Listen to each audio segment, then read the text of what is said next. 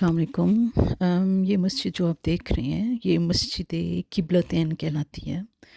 یہ مسجد مدینہ منورہ سے تقریباً 3 میل کے فاصلے پر واقع ہے۔ یہ مسجد تاریخ اسلام کے ایک اہم واقعے کی علامت ہے۔ ابتداء میں مسلمان نماز بیت المقدس کی طرف رخ کر کے ادا کیا کرتے تھے۔ رسول صلی اللہ علیہ وسلم کی مستقل خواہش رہی کہ جو قبلہ ہو وہ حضرت ابراہیم علیہ السلام کی تعمیر کردہ خانہ کعبہ کی طرف رخ کر کے ادا کرنے کی وہ ان کی بہت خواہش تھی۔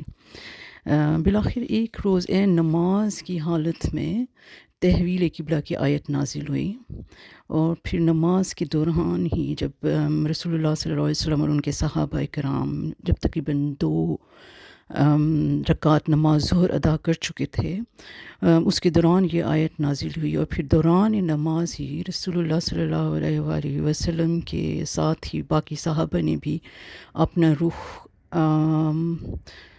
قبلہ سے موڑ کے اس طرف کر لیا، اور مطلب کہ خانہ کعبہ کی طرف کر لیا، اور پھر اس طرح سے اس مسجد کو مسجد قبلتین کہا جاتا ہے۔ اس طرح ایک نماز کی 2 رکعتیں بیت المقدس کی طرف اور 2 رکعتیں خانہ کعبہ کی طرف ادا کی گئیں، اس لیے اس کو مسجد قبلتین کہا جاتا ہے۔